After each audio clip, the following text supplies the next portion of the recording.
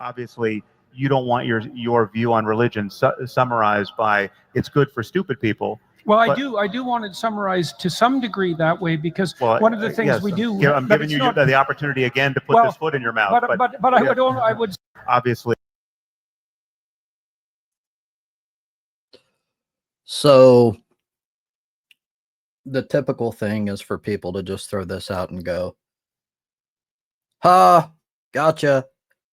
But to some extent, regardless of what he says next, and I've followed a little bit of it, but there's really no way out here. So this is typical of Jordan Peterson. And I've said this before in the past. Jordan knows how irrational the beliefs that he espouse are.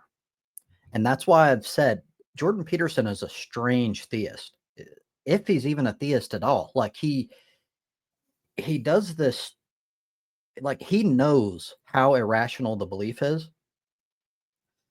So what he does is he's extremely vague and like wishy-washy and slippery. He'll evade through like really complex, I don't even know how to describe it. Like he'll like change the goalpost constantly, and he will not directly answer questions. What he'll do is he'll like skirt around like adjacent shit that's like very close to it, but it's not exactly the same thing. He gets close enough to where sometimes whoever's asking the question will be at least somewhat satisfied, but he never actually answers the question. He constantly just uses superfluous, like really slippery language.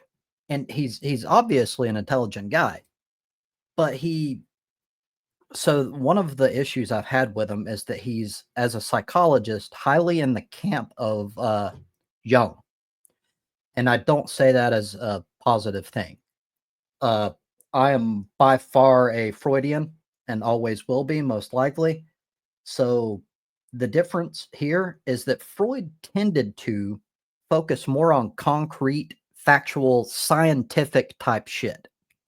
Whereas Jung did this flowery, like metaphorical shit. And like he would almost do what I would call like astrological bullshittery, to where he used like the Fourier effect to take extremely vague statements or things that were like entirely like a projection of his own subjective interpretation, and made them out to be like factual heuristics of like how life is. Like, for example, his well, for one, there's the shadow self, which there's absolutely no evidence to support at all. I think that it's entirely pseudoscience. There is no shadow self. That's just crazy shit. There's his Jung's, what were they called? I can't think of the fucking name. But they were like prototype concepts. Like there's, I can't remember them, but there's like the teacher, the warrior. You know what I mean? Like these cookie cutter, like generalized, like story type, like this is representations of people's personality, and it's entirely subjective bullshit. It's like, it's really vague shit that like doesn't really tell you anything about who people are. And very rarely do people actually fit into them. They just have enough. It's vague, and there's enough to where they're like, hey, this one specific thing represents me to a certain extent. So I'm going to engage in confirmation bias with anything else you say because of that one little piece, that one trait. And then you add on the other things and you're like, oh my God, that's me. It's just like astrology in that way. It's all bullshit. But Peterson has a weakness for this sort of thing. I bring this up a lot, but it's what I go to when I think about him. And it's this Pinocchio story shit. He goes into the story of Pinocchio, and Jordan Peterson, like, subjectively goes into the story and finds meaning, personal meaning. But he don't stop and go, okay, this is how I take it, and this is what it does for me. He acts as if it's like an objective interpretation, and starts telling people, this is the significance of Pinocchio. This is what it does. And this is why Pinocchio has lasted for so long and is so important to our culture. Like, it's all bullshit. It's all like shit that it's human pattern seeking is what it is. I think Mal, if I'm not mistaken, is one who always uses the term of what it is. I want to say like pareidolia or some shit like that. I'm not very familiar with the term, but what it is you use human pattern seeking because we're wired that way. But Jordan Peterson doesn't seem to be capable of distinguishing.